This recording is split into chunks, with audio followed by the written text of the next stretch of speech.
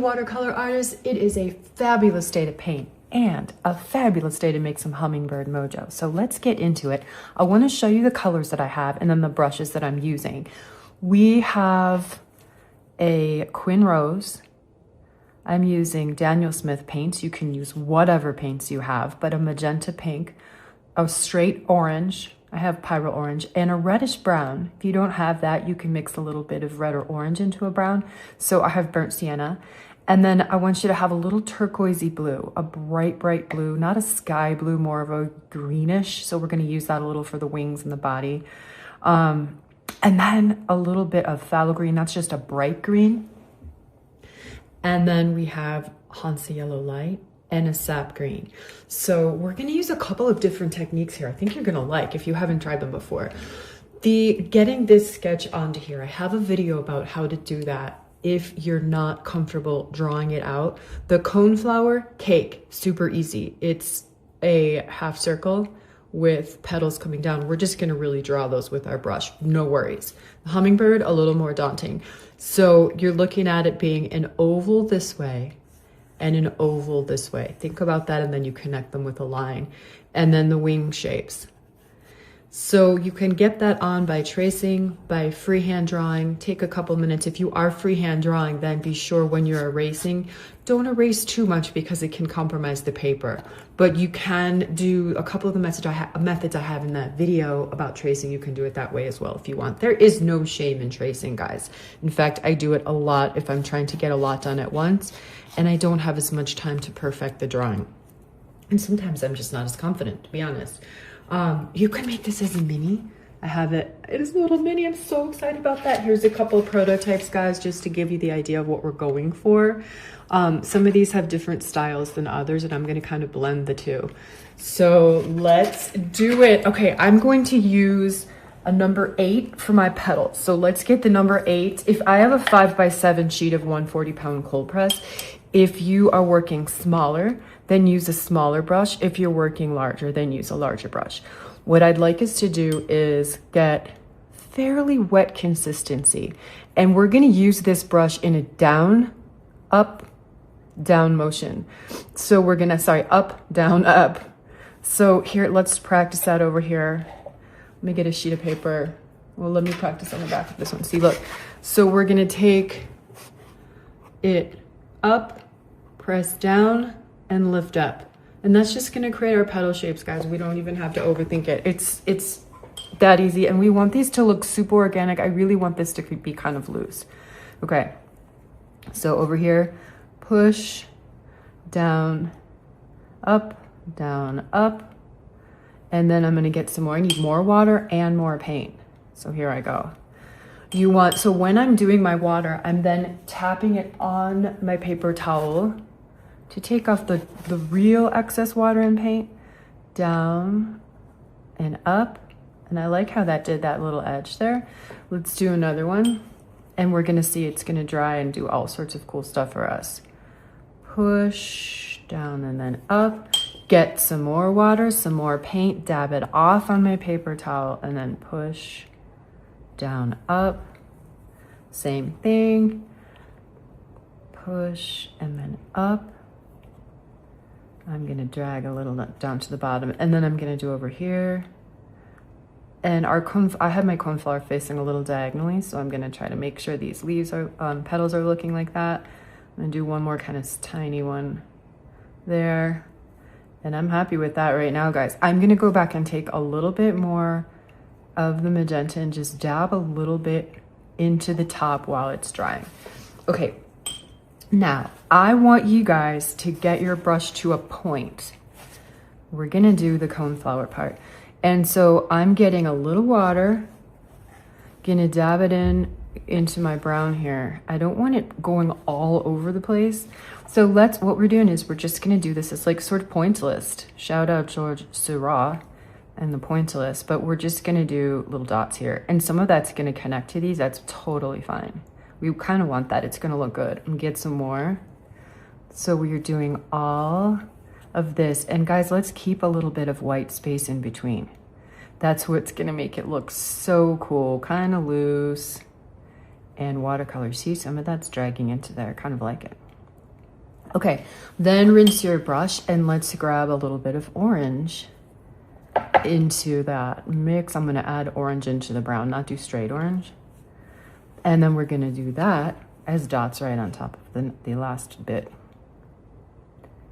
Just dots, we want them to be, remember, dab off. If you feel like it's spreading around too much, like that just did, then you can always dab it a little on your paper towel to make sure that it's kind of staying where you want it and not spreading quite as much. Okay, let's go in now, and I'm going to get a yellow,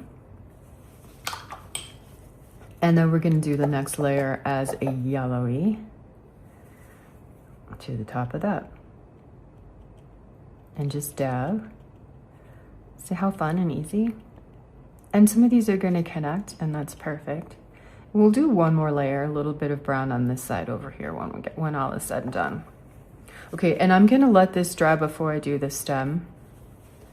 Let's go on to our bird, guys. For this one, I am going to switch, no, I'm gonna switch to a 6. Okay, guys, we're gonna do wet on wet. Super fun, the most quintessential watercolor technique. Let's avoid the eye area and paint just plain water, but leave a little oval around the eye. And then we're gonna get everywhere. I'm doing the whole bird wet. We're gonna do all sorts of cool stuff in here now. I'm gonna do the wings.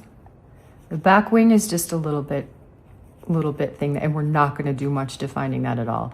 I'm gonna put the reference picture up as well, guys, so you know what I was going for. Do you know where I got the reference picture? It is ChatGPT. I'm a little freaked out, guys, about AI in the world of art, but I do like it. I do check it. If I'm trying to do something really natural, really organic looking, natural, I'm gonna check it and make sure that it's, you know, accurate. It doesn't have 5 wings and all that stuff, but I think it adds something. There are definitely some things that can be very useful in the world of art. I teach as well, and I talk to my students about this. We have really good in-depth discussions. We're in it, guys. We have to talk about what is authentically human, and it's for you guys and for me, people who like art, and you're here because you like to make art. For us, it is the process. It's the fact that I'm sitting here on a Sunday and I'm really just enjoying my afternoon. And if I pushed a button and said generate watercolor image of hummingbird and coneflower, not as good. Obviously not going to enjoy it as much. Okay, let's go in and get a little bit of a lemony yellow. So I'm going to lemony yellow and then mix it into a green, because I want this to be kind of a jewel green up here. We really want that top of the head to look nice. And so I'm gonna go ahead now. The paper's wet, and then I'm also adding water to my brush. So look, I'm not gonna cover everywhere. See, I'm gonna intentionally leave some space. I'm certainly leaving around the eye, but I'm intentionally not touching absolutely everywhere. Let's go into the bottom, the base by the body of this first wing, and let's do a little there. And this is my lemony yellowy green, jewel green color. And I'm gonna do just a couple of dabs in there. Done, maybe one here. That's it, guys. And then we're gonna come back in to this part that we just did with a little darker. Now I have a sap green, which is more of a concentrated green that I like for florals and stuff. And I'm gonna dab a little bit of that at the front by the beak. And then I'm gonna put a tiny bit in here by the wing. And then I'm rinsing my brush completely, my number 6, and going back to magenta, and we'll do the throat. Ruby-throated hummingbird. Gorgeous. I have had some of these on our feeders. It's amazing. So many. We have a lot in Austin.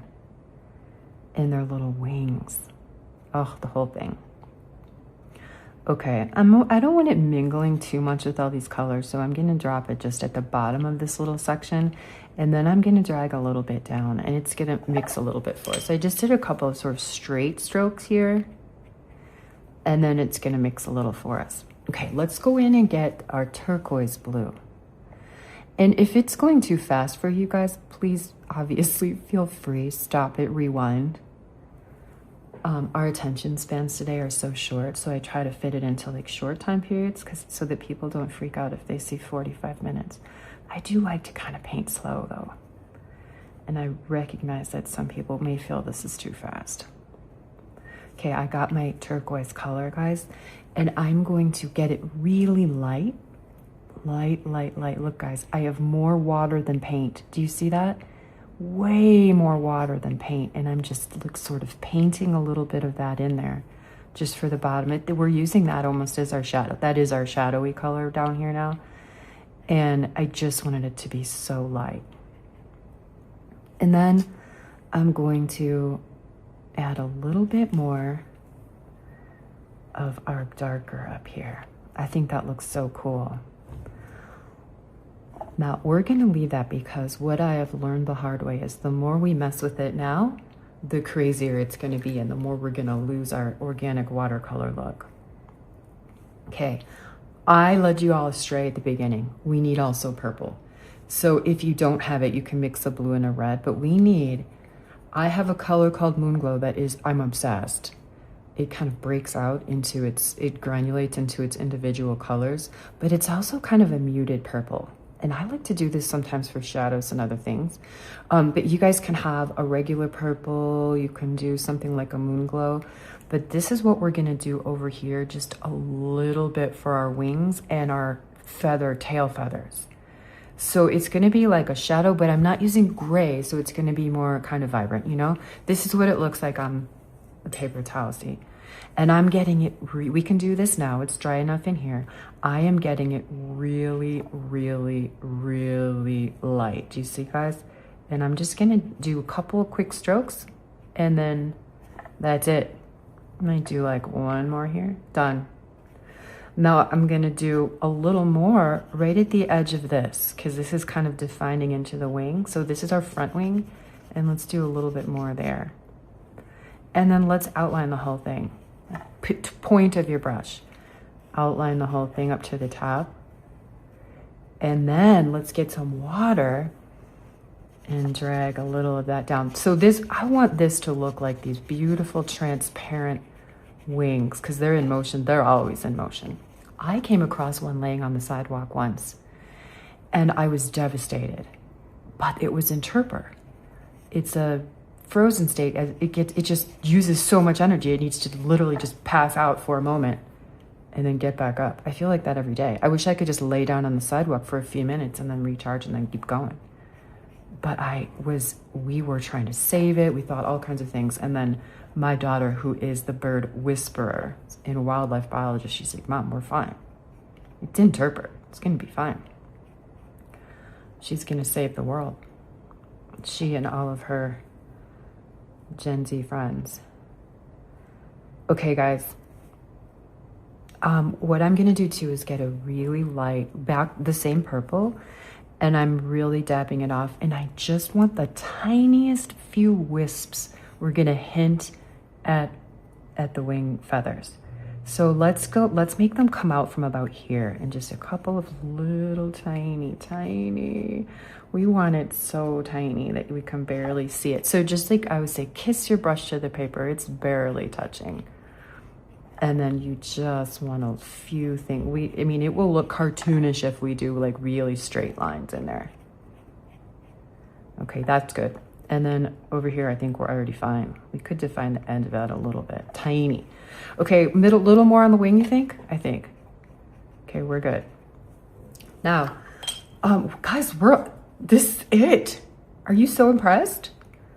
Let's do the stem. I'm gonna do that in a sap green and get it sort of watery. I'm using my 6 again. I'm gonna give a hint of it in here so that we can see that it was up in there. Let me get my sap green. I need more. My paint is all over the place today. Where even is my sap green? Here. Okay. A little bit up here so we can hint that you can see it. Just a little. I don't want it going all over. Okay, then we can go here and maybe break it up a little. Maybe have this one attached here. It doesn't all, so we got a little broken up look there. And then we can drop in there a little yellow in some places. like a real yellowy green. Like we could do that over here. And then maybe some over here, a little yellow. And then that's pretty good. Now, we're ready, guys, to go on to our next step with this. I'm gonna use the number 6 for this, for the rest of this flower too. We got our big things in. We're gonna do the same exact thing that we just did, but we're gonna do it in one more layer. I'm gonna get my brown and add a little bit of darker to my reddish brown. And then go ahead and dab. Little dots, guys. Leave your other dots showing through. And then let's focus on some over here because it would be, their sun is coming here. This shadow would be on this side. So we can even make this shadowed in a little C shape over here.